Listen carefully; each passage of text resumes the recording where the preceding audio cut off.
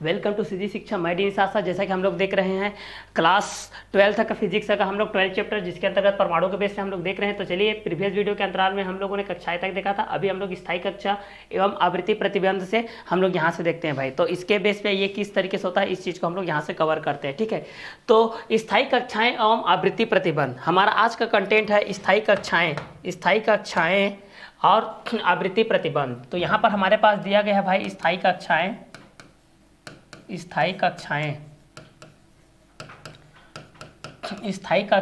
एवं आवृत्ति प्रतिबंध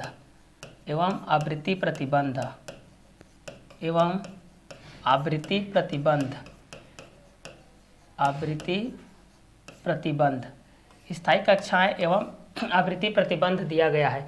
तो इस अभिगृहित में प्लांक तथा आइंस्टीन की प्रारंभिक परिकल्पनाओं को समाविष्ट किया गया। इसके अनुसार इलेक्ट्रॉन अनुमत कक्षाओं में गति करते समय ऊर्जा विकिरण का अवशोषण अथवा उत्सर्जन नहीं करते हैं। इसे स्थायी कक्षा कहते हैं। क्लियर।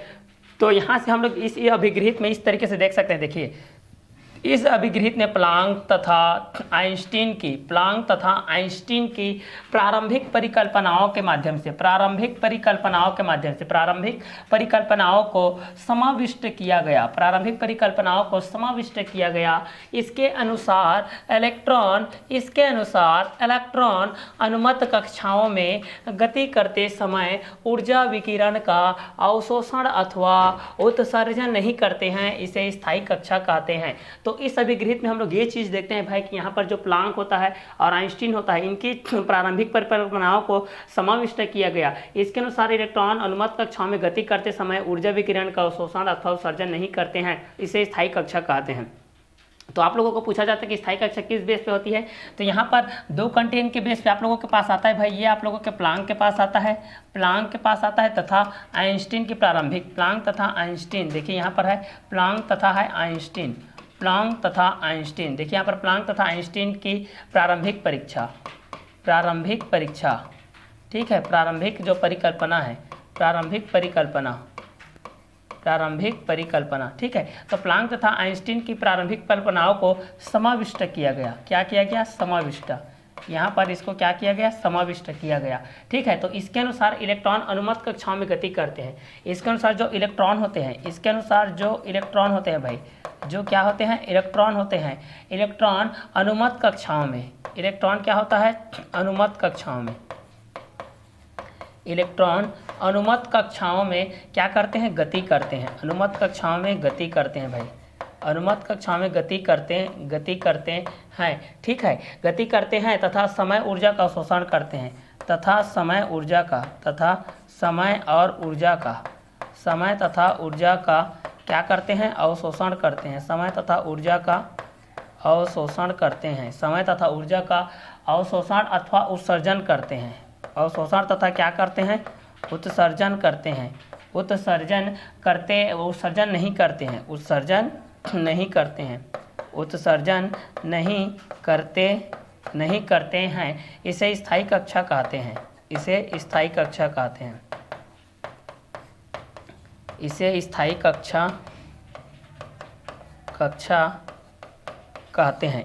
कक्षा कहते हैं भाई। देखिए, तो इस अभिगृहित में प्लांक तथा आइंस्टीन की प्रारंभिक परिकल्पनाओं को समाविष्ट किया गया।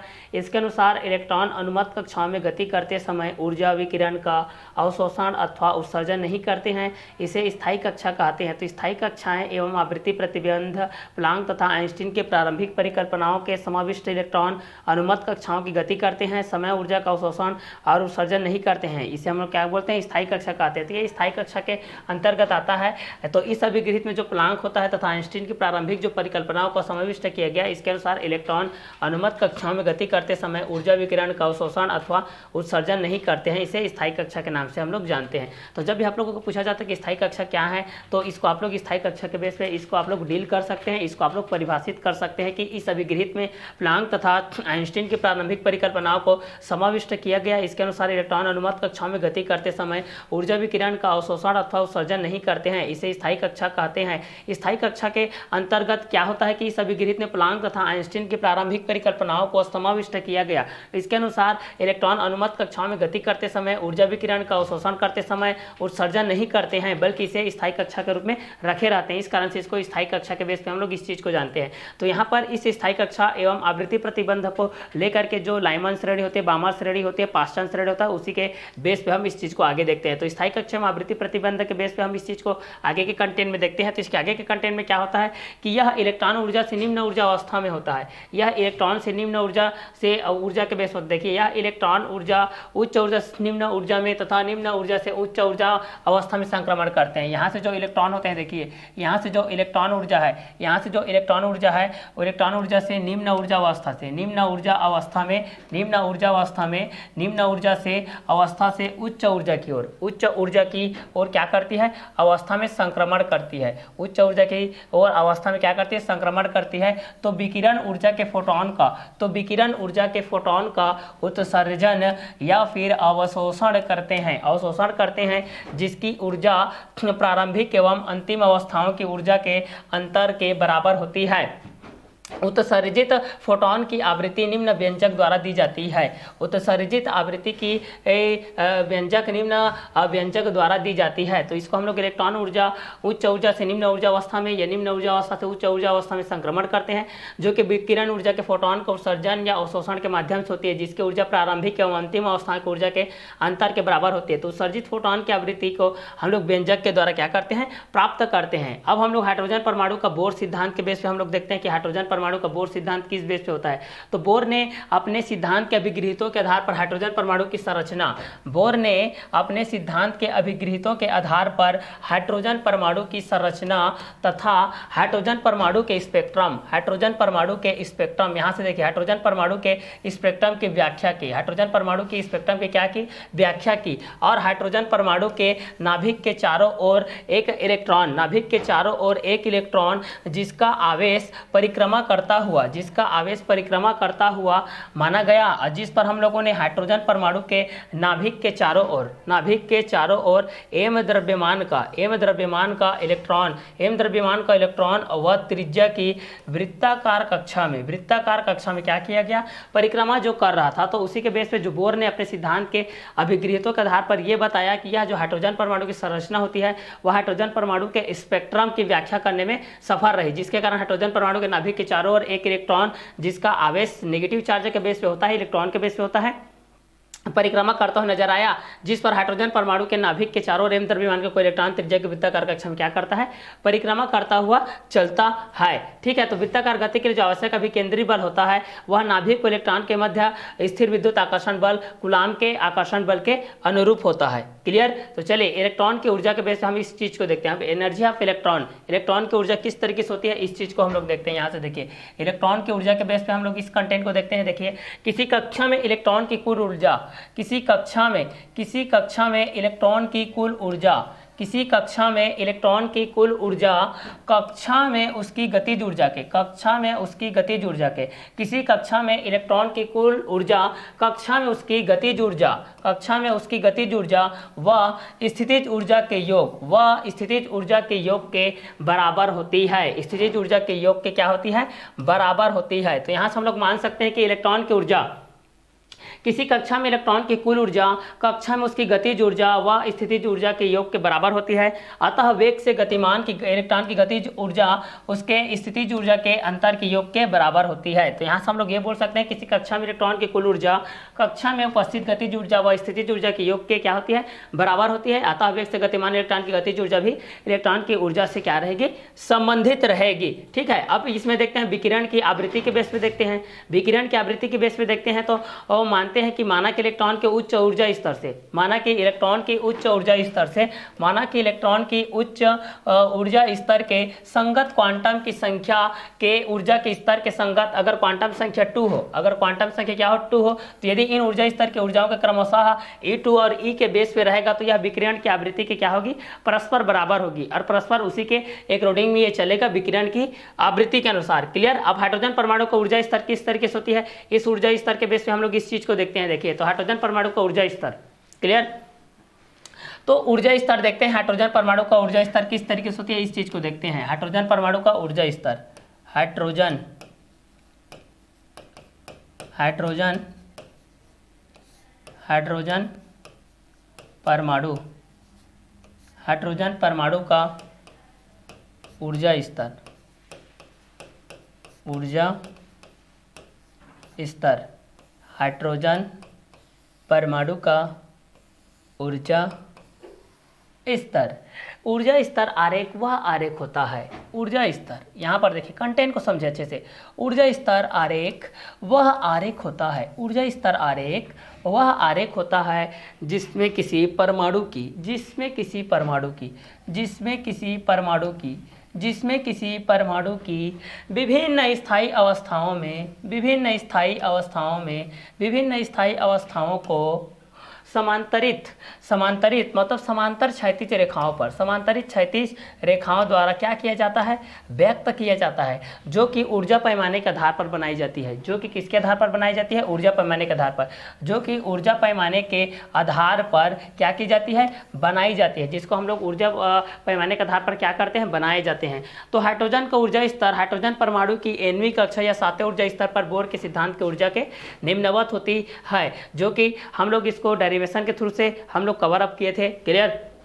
तो यहाँ पर जो ऊर्जा पैमाने के आधार पर बनाई गई होती है वह हाइड्रोजन का ऊर्जा स्तर, वह हाइड्रोजन का ऊर्जा स्तर हाइड्रोजन परमाणु की 9वीं कक्षा व 7वें ऊर्जा के स्तर बोर के ऊर्जा के संरक्षित होती है, और जो कि उस सिद्धांत की क्या होती है, अनुरूप होती है भाई। ठीक है, तो हाइड्रोजन परमाणु के ऊर्जा स्तर के बेस पे हम लोग ये चीज़ देखें कि ऊर्जा स्तर आरेख वह आरेख होता है जिसमें किसी परमाणु के विभिन्न स्थायी अवस्थाओं को समांतर क्षैतिज रेखाओं द्वारा व्यक्त करते हैं, जो ऊर्जा पैमाने के आधार पर बनाई गई होती है। हाइड्रोजन का ऊर्जा स्तर हाइड्रोजन परमाणु की 9वीं कक्षा या 7वें ऊर्जा स्तर पर बोर के सिद्धांत के ऊर्जा की क्या होती है, निम्नवत होती है, जिसको हम लोग हाइड्रोजन परमाणु के ऊर्जा स्तर के बेस पे जानते हैं, जिसके अनुसार ऊर्जा स्तर वह आरेख होता है जिसमें किसी परमाणु के विभिन्न स्थायी अवस्थाओं को समांतर क्षैतिज रेखाओं द्वारा व्यक्त करते हैं, जो ऊर्जा पैमाने के आधार पर बनाई गई होती है। हाइड्रोजन का ऊर्जा स्तर हाइड्रोजन परमाणु की 9वीं कक्षा या 7वें ऊर्जा स्तर पर बोर के सिद्धांत से ऊर्जा के निम्नवत होती है, जो कि हाइड्रोजन परमाणु का ऊर्जा स्तर के बेस पे क्या होती है, कंप्लीटेड होती है, जो कि ऊर्जा स्तर के बेस पे इसको हम लोग हाइड्रोजन परमाणु के बेस पे क्या करते हैं, अटैचमेंट करते हैं। क्लियर?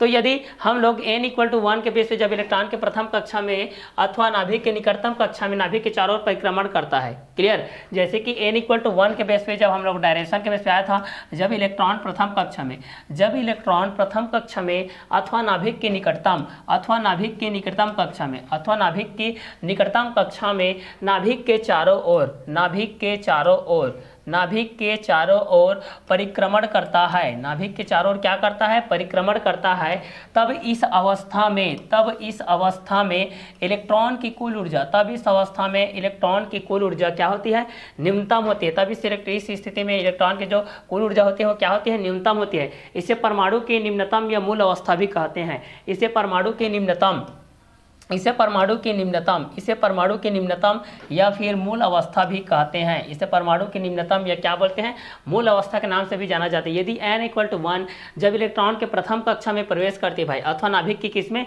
निकटतम स्थिति में प्रवेश करती है, तो नाभिक के चारों ओर जो परिक्रमण करता है वही इस अवस्था में इलेक्ट्रॉन की ऊर्जा की न्यूनतम होती है। इसे परमाणु की निम्नतम या मूल अवस्था भी कहते हैं। इस स्थिति में इलेक्ट्रॉन न्यूनतम त्रिज्या की कक्षा में परिक्रमण करता है। इस स्थिति में जो इलेक्ट्रॉन होती है वह न्यूनतम त्रिज्या की, इस स्थिति में देखिए, इस स्थिति में इलेक्ट्रॉन न्यूनतम त्रिज्या की, इस स्थिति में इलेक्ट्रॉन न्यूनतम त्रिज्या की, जिसको हम लोग बोर त्रिज्या 40 की कक्षा में परिक्रमण करता है, तो इस अवस्था की ऊर्जा n=1 पर E=-136 इलेक्ट्रॉन वोल्ट के माध्यम से क्या करता है, स्थापित करता है, और उसी की ये अनुरूप रहता है। तो फाइनली हम लोग ये बोल सकते हैं भाई कि अतः हाइड्रोजन परमाणु की मूल अवस्था, अतः हाइड्रोजन परमाणु की मूल अवस्था से इलेक्ट्रॉन को मुक्त कराने के लिए, इलेक्ट्रॉन को मुक्त कराने के लिए, देखिए हाइड्रोजन परमाणु की मूल अवस्था से, हाइड्रोजन परमाणु की मूल अवस्था से इलेक्ट्रॉन को मुक्त कराने के लिए आवश्यक न्यूनतम ऊर्जा, आवश्यक न्यूनतम ऊर्जा 13.62 इलेक्ट्रॉन के बेस पे, तो इसे हाइड्रोजन परमाणु की आयनन ऊर्जा भी कहते हैं। इसे हाइड्रोजन परमाणु की क्या बोलते हैं, आयनन ऊर्जा के नाम से भी जानते हैं। किस ऊर्जा के नाम से जानते हैं बोलने से, इसको हम लोग हाइड्रोजन परमाणु की आयनन ऊर्जा के नाम से भी जानते हैं।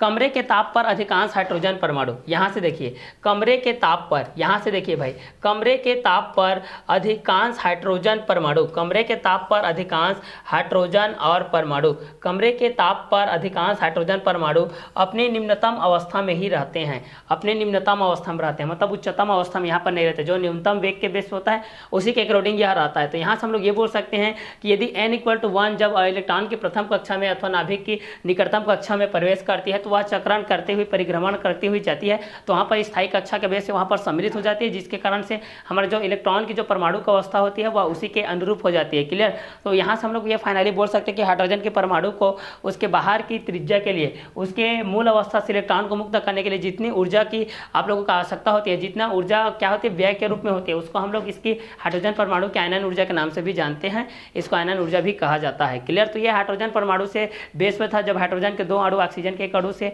जुड़ते थे तो क्या होता था, जल का अणु सूत्र H2O के माध्यम से होता था, जिसमें हाइड्रोजन के 2 अणु और ऑक्सीजन के एक अणु सम्मिलित होते थे। लेकिन अगर इसको हाइड्रोजन के बेस में देखा जाए तो हाइड्रोजन के 2 अणु होते हैं और ऑक्सीजन के एक अणु होता है, जो कि अटैचमेंट के बेस में रखा रहता है। जिस प्रकार ठोस की 3 अवस्थाओं के बेस पे होती है, जो पदार्थ की प्रवस्था होती है, ठोस, द्रव, गैस के रूप में, तीनों अलग अलग टेम्परेचर पर, अलग अलग उष्मागतिकी में हम लोग उस चीज को पढ़ चुके हैं। तो उसी प्रकार यहाँ पर भी जब अणुओं की बात होती है तो उनके रूप में, अटैचमेंट के रूप में वही चीज यहाँ पर मिल करके क्या आती है, सामने आती है। तो जिसको हम लोग हाइड्रोजन के बेस पे भी देख सकते हैं, ऑक्सीजन के बेस में देख सकते हैं, और ऑक्सीजन और हाइड्रोजन के सम्मिलित रूप से भी देख सकते हैं। तो दोनों जो श्रेणी होती है हम लोगों की, लाइमन श्रेणी, पास्टन श्रेणी, ठीक है, स्पुट श्रेणी के बेस पे, तो उस चीज को हम लोग आगे के जो कंटेंट रहेगा उसमें हम लोग एनालिसिस करेंगे। तो बेसिकली जब आयनन ऊर्जा और स्थायी कक्षा के बेस पे जब ऊर्जा संचित होती है भाई, तो वहां पर आप लोगों की क्या होती है, जो स्थितिज ऊर्जा होती है और गतिज ऊर्जा होती है, जहां पर हम लोग ये चीज बोलते हैं कि स्थितिज ऊर्जा और गतिज ऊर्जा दोनों के योग को हम लोग आंतरिक ऊर्जा बोलते हैं, इंटरनल एनर्जी बोलते हैं। जहां पर आप लोग गतिज ऊर्जा 1/2 mv² पोटेंशियल एनर्जी के बेस पे आप लोगों का जो होता है स्थितिज ऊर्जा होता है, गतिज ऊर्जा होता है, दोनों आपस में सम्मिलित होती है तो आंतरिक ऊर्जा प्राप्त होता है, इंटरनल एनर्जी के बेस पे प्राप्त होती है।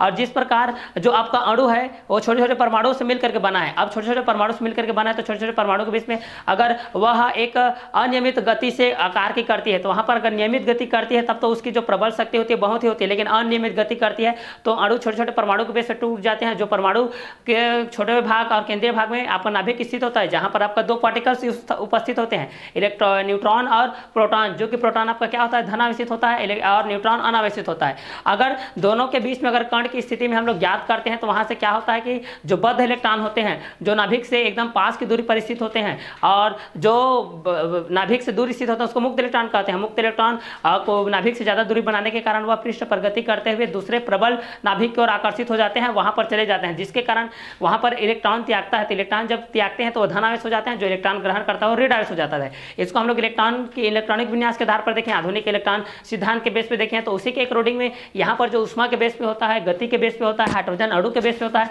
ये भी कहीं ना कहीं उसी के अनुरूप होता है, वहां पर भी स्थापित होता है, अतिव्याप्तता के माध्यम से भी होता है, जिसके अंतर्गत हम लोग न्यूनतम त्रिज्या के बेस पे देखे थे। अब इसमें हम लोगों ने रदरफोर्ड का परमाणु मॉडल के बेस पे देखा था, थॉमसन का परमाणु मॉडल के बेस पे देखा था, नील्स बोर के बारे में हम लोग देखा था, जिसमें नील्स बोर ने अपने परमाणु सैद्धांतिक बात की थी, उसके अनुसार नील्स बोर ने बहुत बड़ा योगदान दिया था। लेकिन कुछ ऐसी चीजें होती है जिसको समझा पाने में उनका भी जो सिद्धांत था वो असफल साबित रहा। इसीलिए असफल साबित रहा तो उसको सफल करने के लिए आपका एक हाइड्रोजन परमाणु के बेस पे हाइड्रोजन परमाणु का सिद्धांत आया। हाइड्रोजन परमाणु सिद्धांत के आधार पर कुछ अणुओं का हम लोगों ने वहां पर भी एनालिसिस किया। तो उसी के आगे हम लोग यहाँ पर क्या कर रहे हैं, देख रहे हैं, एनालिसिस कर रहे हैं। तो चलिए इसके आगे के कंटेंट को हम लोग यहाँ से देखते हैं। जब कोई परमाणु इलेक्ट्रॉन संघट जैसे प्रक्रमों द्वारा ऊर्जा प्राप्त करता है, जब कोई परमाणु इलेक्ट्रॉन संघट जैसे प्रक्रमों द्वारा ऊर्जा प्राप्त करता है, तब इलेक्ट्रॉन प्रथम कक्षा n=1 से उच्च कक्षा n=2-3 में जाता है और परमाणु की उत्तेजित अवस्था में कहलाता है। ठीक है। तो जब कोई परमाणु, देखिए भाई, जब कोई परमाणु इलेक्ट्रॉन संघट के, कोई भी परमाणु रहता है भाई, यहाँ पर परमाणु की मैं बात कर रहा हूँ, यहाँ पर ये आप लोगों के परमाणु है भाई, ये आप लोगों के क्या है, परमाणु है।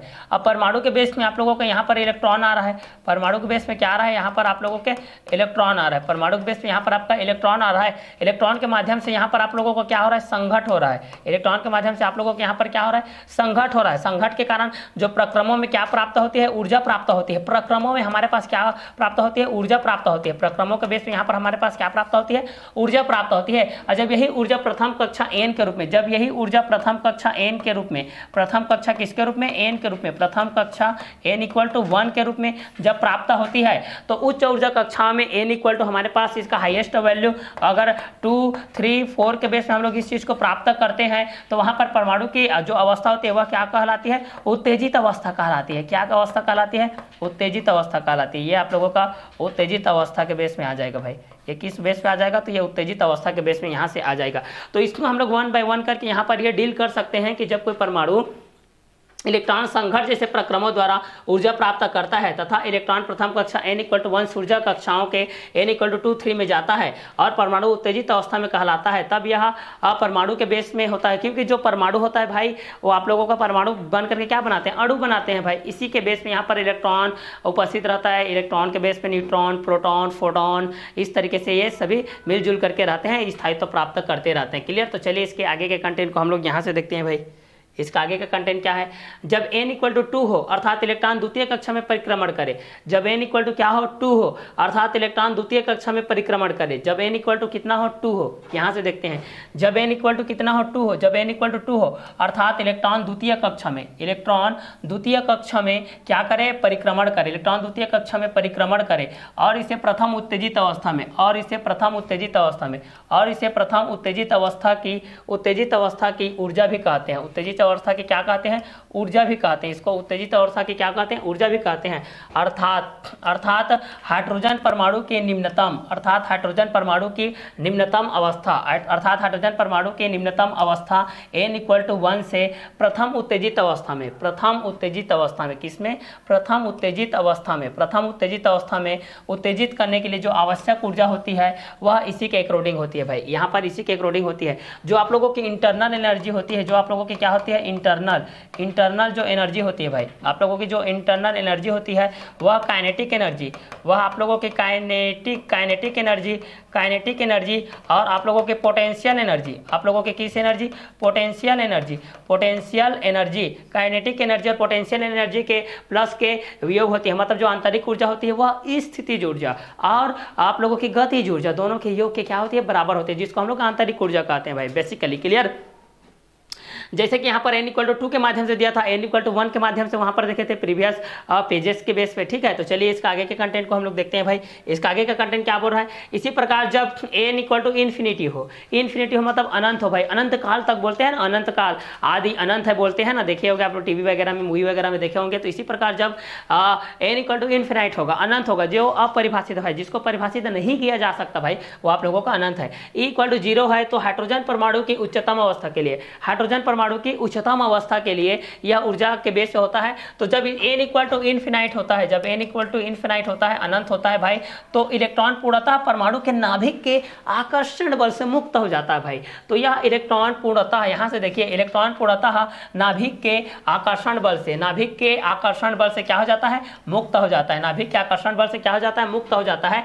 तो इस स्थिति में इसे मुक्त इलेक्ट्रॉन कहते हैं। तो इस स्थिति में इसको क्या बोला जाता है, मुक्त इलेक्ट्रॉन बोला जाता है। इस स्थिति में हम इस चीज को क्या बोलते हैं, मुक्त इलेक्ट्रॉन के नाम से जानते हैं। ठीक है, तो इसी प्रकार जब इनफिनाइट, जब E इक्वल टू 0 या हाइड्रोजन परमाणु की उच्चतम अवस्था की ऊर्जा होती है, तब इलेक्ट्रॉन पूर्णतः परमाणु के नाभिक के आकर्षण बल से क्या हो जाता है, मुक्त हो जाता है। अतः इस स्थिति में इस मुक्त इलेक्ट्रॉन को हम लोग मुक्त इलेक्ट्रॉन के नाम से जानते हैं, जब यह इलेक्ट्रॉन पूर्णतः परमाणु के नाभिक के आकर्षण बल से क्या हो जाता है, मुक्त अवस्था में हो जाता है। क्लियर। चलिए तो आइए जानते हैं हाइड्रोजन परमाणु स्पेक्ट्रम के विभिन्न स्पेक्ट्रमी रेखाओं के बारे में। तो हम लोग जानते हैं virus spectrum, lines of hydrogen atom spectra.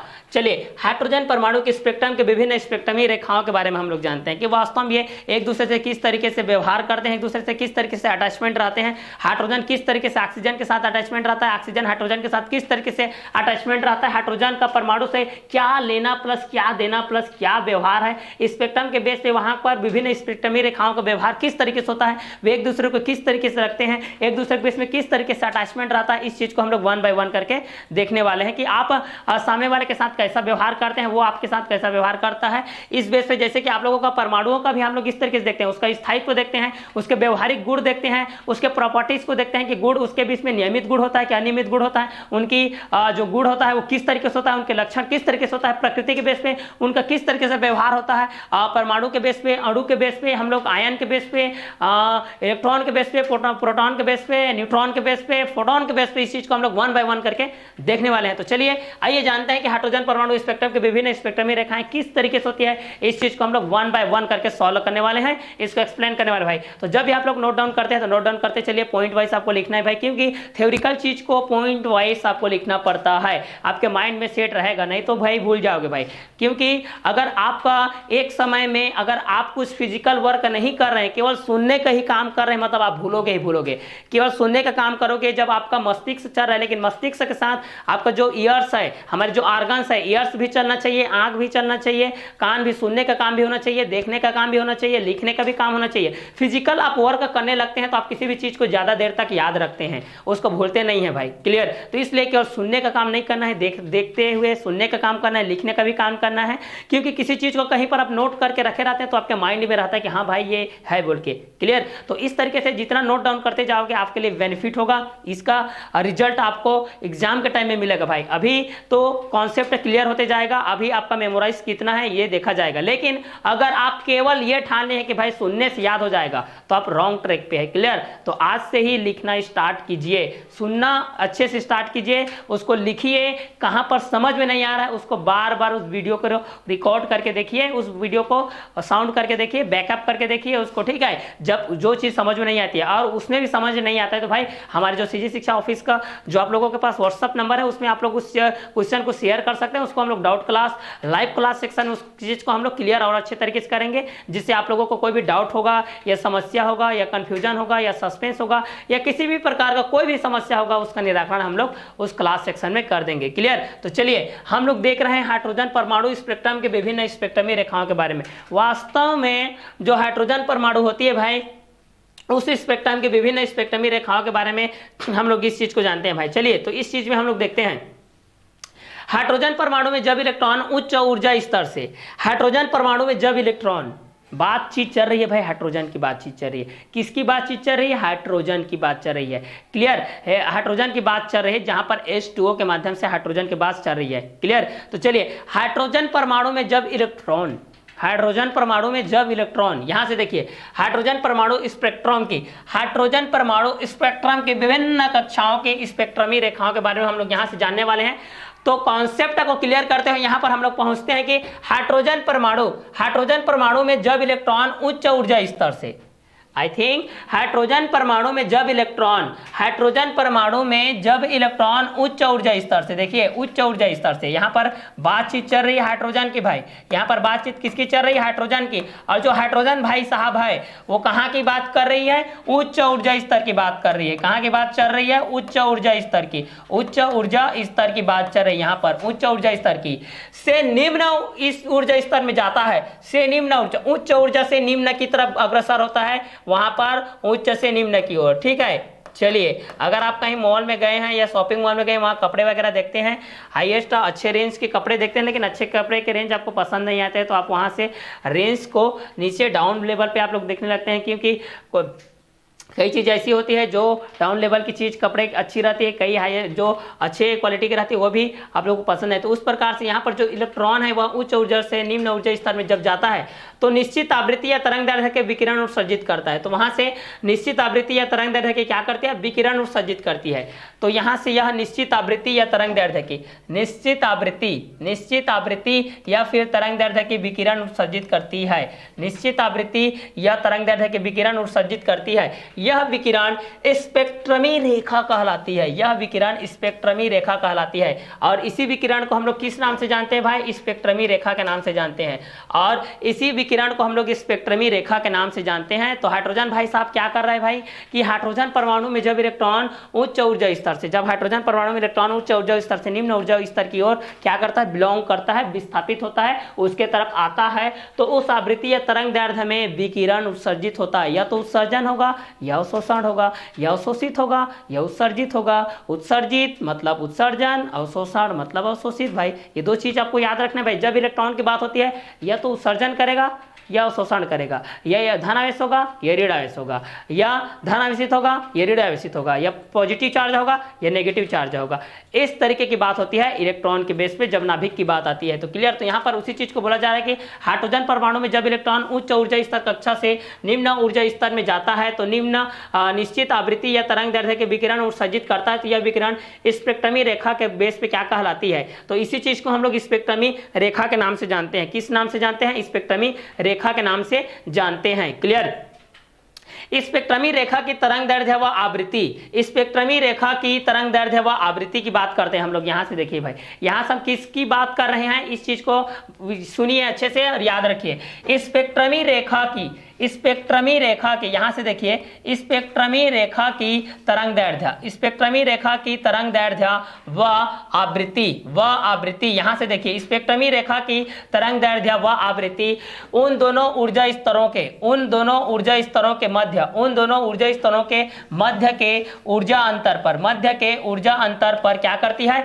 निर्भर करती है। मध्य के ऊर्जा स्तर पर क्या करती है? निर्भर करती है। तो यहां से हम लोग स्पेक्ट्रमी रेखा के तरंग दैर्ध्य व आवृत्ति के उन दोनों ऊर्जा स्तरों के मध्य के ऊर्जा स्तर पर क्या करती है? निर्भर करती है। जिनमें इलेक्ट्रॉन यहां से देखिए, जिनमें इलेक्ट्रॉन का संक्रमण होता है, जिनमें इलेक्ट्रॉन का क्या होता है भाई? संक्रमण होता है। इलेक्ट्रॉन का क्या होता है? संक्रमण। यहां पर इसको संक्रमित अवस्था में भी हम लोग इस चीज को बोल सकते हैं, जिसमें इलेक्ट्रॉन का संक्रमण होता है। इलेक्ट्रॉन के उच्च ऊर्जा स्तरों से, यहां से देखिए इलेक्ट्रॉन के उच्च ऊर्जा स्तरों से, इलेक्ट्रॉन के उच्च ऊर्जा स्तरों से एक, इलेक्ट्रॉन के उच्च ऊर्जा स्तरों से एक निश्चित निम्न ऊर्जा के, एक निश्चित निम्न ऊर्जा के, यहां से देखिए एक निश्चित निम्न ऊर्जा के, इलेक्ट्रॉन के एक उच्च ऊर्जा स्तर से एक निश्चित ऊर्जा स्तर से संक्रमण से प्राप्त स्पेक्ट्रमी रेखाओं को, प्राप्त स्पेक्ट्रमी रेखाओं को, यहां से जो प्राप्त भाई है स्पेक्ट्रमी रेखाओं को के समूह को स्पेक्ट्रमी श्रेणी कहते हैं। के समूह को हम लोग क्या बोलते हैं? स्पेक्ट्रमी श्रेणी कहते हैं। तो हाइड्रोजन परमाणु में जब इलेक्ट्रॉन उच्च ऊर्जा स्तर कक्षा से निम्न ऊर्जा स्तर में जाता है तो निश्चित आवृत्ति या तरंग दैर्ध्य के विकिरण उत्सर्जित करता है। यह विकिरण स्पेक्ट्रमी रेखा के बेस पे कहलाती है, जिसके अंतर्गत हाइड्रोजन परमाणु स्पेक्ट्रम के विभिन्न स्पेक्ट्रमी रेखाओं के बेस पे यहाँ पर व्यवहार प्रदर्शित करती है, जो कि अणु के बेस पे उपस्थित हो सकती है, आयन के बेस पे हो सकती है, ऊष्मा के रूप में हो सकती है, किसी के रूप में हो सकती है। तो यहाँ पर नील्स बोर ने यह बताया था कि भाई कि उसके जो सैद्धांतिक बात थे वो तो सही हुआ, लेकिन कुछ चीजों को समझाने में वो क्या रहा? असमर्थ रहा, जिसके कारण हाइड्रोजन परमाणु की आवश्यकता के बेस पे हाइड्रोजन परमाणु का सिद्धांत आया। तो यहाँ पर इस चीज को बोला जा रहा है स्पेक्ट्रमी रेखा के बेस पे। किसके बेस पे? स्पेक्ट्रमी रेखा के बेस पे। तो यदि स्पेक्ट्रमी रेखा की तरंग दैर्ध्य, यदि स्पेक्ट्रमी रेखा की तरंग दैर्ध्य व आवृत्ति उन दोनों ऊर्जा स्तरों के मध्य, उन दोनों ऊर्जा स्तरों के मध्य के ऊर्जा अंतर पर, के ऊर्जा अंतर पर क्या करती है? निर्भर करती है। ऊर्जा स्तर पर क्या करती है? निर्भर करती है। जिनमें से इलेक्ट्रॉन का संक्रमण होता है, जिनमें से इलेक्ट्रॉन का संक्रमण होता है, जिनमें से इलेक्ट्रॉन का क्या होता है? संक्रमण होता है। यदि इलेक्ट्रॉन के उच्च ऊर्जा स्तरों से, यदि हम लोग बात करते हैं भाई इलेक्ट्रॉन के ऊर्जा स्तरों से, तो यह एक निश्चित निम्न ऊर्जा स्तर में प्रवेश करती है, तो यह एक निश्चित निम्न ऊर्जा स्तर में प्रवेश करती है और संक्रमण से प्राप्त स्पेक्ट्रमी रेखाओं के समूह को हम लोग यहाँ से स्पेक्ट्रमी श्रेणी कहते हैं। मतलब संक्रमण से प्राप्त भाई, किससे प्राप्त? संक्रमण से प्राप्त। जैसे कि आप लोग संक्रमण श्रेणी के बारे में, आप लोग संक्रमण तत्व के बारे में केमिस्ट्री में पढ़ते हैं ना, उसी प्रकार यहाँ पर संक्रमण से प्राप्त भाई। किससे प्राप्त? संक्रमण से प्राप्त। ठीक है, तो नोट डाउन करते जाइए। साफ, स्वच्छ, सुलेख, सुव्यवस्थित, सुसज्जित, सुंदर, सुस्पष्ट, line to line, proper line, उचित जगह पर उचित चिन्हों का प्रयोग करते हुए स्पष्ट रूप से लिखिए भाई। क्लियर, क्योंकि लेखन शैली का बहुत ही महत्वपूर्ण भूमिका होती है, आपके हैंडराइटिंग का बहुत ही भूमिका होती है एग्जाम की दृष्टि से देखा जाए तो। क्लियर, तो इसलिए line to line, proper line में लिखने का काम कीजिए, केवल सुनने का काम नहीं करना है भाई। फिजिकली आप लोगों को भी चलाना है, फिजिकल भी आप लोगों को एक्टिव रहना है, आपको पैसिव नहीं रहना भाई, एक्टिव रहना है। एक्टिव के साथ one way two way teaching यहाँ पर हो रहा है, कुछ आप बोलो कुछ हम बोल रहे हैं, इस तरीके से केवल आप लोगों को यहाँ पर चलाना है। माइंड के साथ साथ, सुनने के साथ साथ आपको फिजिकली वर्क भी करना है, नोट डाउन करते हुए जाना है। कहीं पर किसी कोने पर कहीं कॉपी बनाए वहां पर नोट कॉपी बनाए तो नोट कॉपी पर। तो हाइड्रोजन परमाणु स्पेक्ट्रम की विभिन्न स्पेक्ट्रमी रेखाओं के बारे में यहाँ पर हम लोग देख रहे थे। तो ये हाइड्रोजन परमाणु में जब इलेक्ट्रॉन उच्च ऊर्जा स्तर कक्षा से निम्न ऊर्जा स्तर में जाता है तो वह निश्चित आवृत्ति या तरंग दैर्ध्य के विकिरण उत्सर्जित करता है। यह विकिरण स्पेक्ट्रमी रेखा के बेस पे कहलाती है, जिसको स्पेक्ट्रमी रेखा की तरंग दैर्ध्य या आवृत्ति के बेस पे हम इस चीज को जानते हैं। क्लियर, तो चलिए आगे जानते हैं लाइमन श्रेणी। लाइमन श्रेणी के बारे में जानते हैं भाई। लाइमन श्रेणी क्या होती है? Basically 9th class 8th class में आप लोग गुणोत्तर श्रेणी, समांतर श्रेणी के बारे में पढ़े हैं। यहाँ पर फिजिक्स के बेस पे हम लोग लाइमन श्रेणी के बारे में पढ़ेंगे। किसके बारे में पढ़ेंगे? लाइमन श्रेणी के बारे में, ठीक है। तो वास्तव में लाइमन श्रेणी क्या होती है इसके बारे में हम लोग यहाँ से जानते हैं भाई। एट फर्स्ट लाइमन श्रेणी के बारे में हम लोग यहाँ पर डेफिनेशन के बेस पे देखते हैं। इलेक्ट्रॉनों के उच्च ऊर्जा स्तर, आई रिपीट, इलेक्ट्रॉनों के उच्च ऊर्जा स्तर, इलेक्ट्रॉनों के उच्च ऊर्जा स्तर। यहाँ पर भाई बातचीत हो रही इलेक्ट्रॉन की। इलेक्ट्रॉन की जब बातचीत होती है तो आपके माइंड में क्या आना चाहिए कि इलेक्ट्रॉन क्या होती है? नाभिक की चक्कर लगाती है और जो कि क्या होती है? ऋण आवेशित होती है। इलेक्ट्रॉन क्या होती है भाई? ऋण आवेशित होती है। प्रोटॉन क्या होती है भाई? धन आवेशित होती है। प्रोटॉन क्या होती है? धन आवेशित होती है। कौन धन आवेशित होती है? प्रोटॉन धन आवेशित होती है। कौन ऋण आवेशित होती है? इलेक्ट्रॉन ऋण आवेशित होती है। कौन अनावेशित होती है? न्यूट्रॉन अनावेशित होती है। अनावेशित कौन होती है? न्यूट्रॉन अनावेशित होती है। धन आवेशित कौन होती है? प्रोटॉन धन आवेशित होती है। और ऋण आवेशित कौन होती है? इलेक्ट्रॉन ऋण आवेशित होती है। इतना माइंड में आपका चलना चाहिए भाई, 1 बाय 1 करके ये सारे चीजें आपके माइंड में घूमते रहने चाहिए। नाभिक में नाभिक का केंद्रीय भाग को क्या बोलते हैं? मतलब जो द्रव्यमान का केंद्रीय भाग नाभिक होता है। नाभिक में कितने, नाभिक में कौन कौन से पार्टिकल उपस्थित रहते हैं भाई? नाभिक में कौन कौन से पार्टिकल उपस्थित रहते हैं आपके? तो नाभिक में 2 पार्टिकल आपके उपस्थित रहते हैं भाई। पहला होता है प्रोटॉन, दूसरा होता है न्यूट्रॉन, ठीक है। न्यूट्रॉन क्या होता है? अनावेशित होता है। और प्रोटॉन क्या होता है? धनावेशित होता है। इलेक्ट्रॉन क्या होता है? ऋण आवेशित होता है। क्लियर? तो नाभिक में 2 आपके पार्टिकल्स उपस्थित रहते हैं। नाभिक में आपके 2 पार्टिकल उपस्थित रहते हैं। कौन कौन से हैं भाई? वो पहला है भाई न्यूट्रॉन और दूसरा है भाई प्रोटॉन। न्यूट्रॉन क्या होता है? अनावेशित होता है Ne⁻0 के बेस पे। और प्रोटॉन क्या होता है भाई? पॉजिटिव चार्ज होता है भाई। प्रोटॉन क्या होता है भाई? पॉजिटिव चार्ज होता है। क्लियर? और इलेक्ट्रॉन भाई साहब की बात करें जो कि चक्कर लगाते रहता है भाई। क्या करेगा भाई? चक्कर नहीं लगाएगा तो थोड़ी चलेगा। तो यहाँ से इलेक्ट्रॉन होता है आप लोगों का ऋण आवेशित होता है। क्लियर?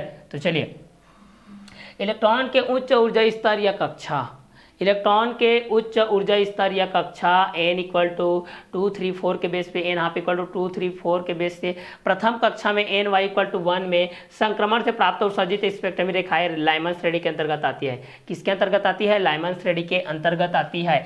तो इलेक्ट्रॉन के उच्च ऊर्जा स्तर या कक्षा, इलेक्ट्रॉनों के उच्च ऊर्जा स्तर या कक्षा, यहाँ से देखते हैं इलेक्ट्रॉनों के उच्च ऊर्जा स्तर या कक्षा या फिर कक्षा से प्रथम कक्षा में ny इक्वल टू 1 में संक्रमण से प्राप्त, किससे प्राप्त? संक्रमण से प्राप्त या उत्सर्जित स्पेक्ट्रमी रेखाएं, स्पेक्ट्रमी रेखाएं क्या कहलाती है? लाइमन श्रेणी कहलाती है। क्या कहलाती है? लाइमन श्रेणी कहलाती है। क्या कहलाती है भाई? लाइमन श्रेणी कहलाती है।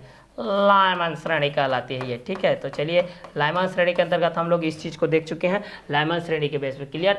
तो फर्स्ट लाइमन श्रेणी के अंतराल में हम लोगों ने इस चीज़ को देख लिया जो कि इलेक्ट्रॉनों के उच्च ऊर्जा स्तर या कक्षा के बेस पे था, ठीक है। तो चलिए, इसके बाद के जो आप लोगों का लाइमन श्रेणी के बाद के जो स्फुट श्रेणी है, संक्रमण श्रेणी, इसको हम लोग नेक्स्ट वीडियो लेक्चर में देखते हैं। तो इस वीडियो लेक्चर में लाइमन श्रेणी तक अपने वाणी को विराम देते हैं। अब नेक्स्ट कंटेंट में हम लोग मिलते हैं, इसके अगले पाश्चन श्रेणी के बारे में हम लोग जानेंगे। तो आज का क्लास को हम लोग यहीं वर्क करते हैं। नेक्स्ट वीडियो लेक्चर में नेक्स्ट कंटेंट के साथ मिलते हैं। Okay, bye, have a nice day.